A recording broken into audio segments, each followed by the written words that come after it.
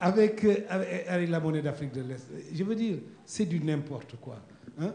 Et alors là, on en revient à ce qu'on disait, je crois qu'on en a même parlé hier. Hein? Pour changer une situation, il n'y a que deux possibilités. C'est les réformes ou la révolution. Mais nous avons vu qu'il n'y a aucun peuple qui est avancé sans préalablement avoir fait une révolution. Pourquoi? Parce qu'en fait, à travers l'histoire, il y a les relations, les mœurs, les manières de faire, de vivre qui se cristallisent. Et souvent, pour les démanteler, il faut une révolution radicale. Mais imaginez l'Afrique comme c'est énorme. Alors donc, en fin de compte, on en revient à la stratégie que l'URSS a essayé d'adapter, l'Iran a essayé de l'adapter, Cuba a essayé de l'adapter.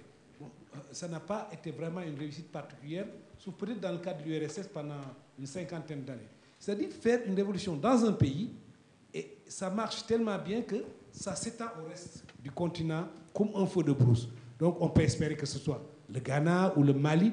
En tout cas, l'Afrique ne pourra pas faire l'économie d'une révolution. Pourquoi? Hein? Parce que, j'en reviens à votre taux de croissance. On nous reproche beaucoup aux économistes, c'est qu'on parle de taux de croissance. Mais vous savez que, par exemple, un taux de croissance économique, mettons même de 10%, mais il faut aller sur 10 ans avant que ça double le revenu des gens. Sur 20 ans avant que ça commence à faire de l'impact sur l'économie, sur la vie, l'éducation et la santé. Je vous signale que Deng Xiaoping a commencé, le système économique actuel en 1978. Hein? C'est quand même en 2000 que la Chine a commencé à émerger comme puissance économique. Et encore, même là, il y a encore des millions de pauvres là-bas. Hein? Vous prenez le cas de l'Inde. Hein? Les gens sont scandalisés de parler tout le temps de l'Inde, alors qu'ils ont des millions et des millions de pauvres. Donc, la croissance économique, il faut que ça prenne sur longtemps. Et cette croissance économique, malheureusement, je vous dis, on ne l'a même pas. C'est-à-dire, dans les pays d'Afrique de l'Ouest, la croissance est de 2,5 à 3%.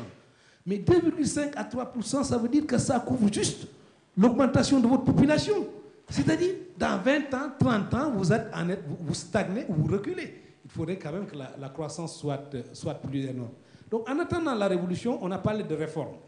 Donc, alors moi, les réformes que je veux mettre pour me situer seulement dans le domaine économique et financier, en attendant que Souleymane parle du domaine politique et social, mais dans le domaine économique, bon, je dis que, est-ce que vous avez vu dans l'histoire un peuple qui s'est développé avec une monnaie convertible?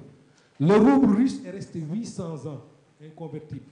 C'est en 2006 qu'ils l'ont mis en convertible et ils s'en mordent les doigts, hein, parce que depuis, ils ont dépassé des milliards de dollars pour soutenir le cours. Est-ce que la Chine, sa monnaie est convertible? Non. Est-ce que le Brésil, sa monnaie est convertible? Non. Est-ce que l'Afrique du Sud, sa monnaie est convertible? Non. On peut continuer comme ça, l'Argentine et tout.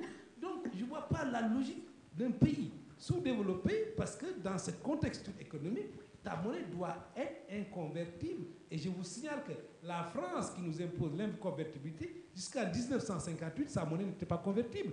Et après, la convertibilité était extrêmement limitée. Donc, quand même, je propose ces réformes, qu'on mette fin à la convertibilité. Il n'y a aucune raison que cette monnaie soit convertible. Ce que j'ai oublié l'autre jour aussi, tout à l'heure de dire, c'est que cette convertibilité, mais c'est pour permettre aux entreprises françaises d'exporter leurs capitaux et pour nous faire arnaquer. Cette convertibilité, on la paie avec 50% de nos réserves. On a 25 milliards de dollars au Trésor français. Et les 25 milliards de dollars, c'est les Français qui donnent le chiffre. Il n'y a jamais eu d'audit. D'abord, le prélèvement était de 100%. Après, ils l'ont ramené à 65%. Et après le scandale, là, il y a 2-3 ans, bon, après, ils l'ont 50%. Mais ils disent qu'ils nous rémunèrent les 25 milliards à 2%. Ils disent que dans quelques années, ils vont faire 3%. Mais nous, nos 25 milliards de dollars, on ne peut pas les avoir plus. Donc, il y a d'abord le côté illogique de devoir payer pour se faire arnaquer. Hein? Non, mais ce n'est pas acceptable, tu vois. Et 50%. Donc, moi, je dis, mettons fin à cette convertibilité. Ça n'a pas de sens. Bon, alors, quand on met fin à la convertibilité, donc il n'y a plus de raison de laisser au Trésor français nos 50%. La deuxième réforme que je voudrais mettre en attendant la révolution, c'est le taux de change. On a le taux de change le plus élevé du monde.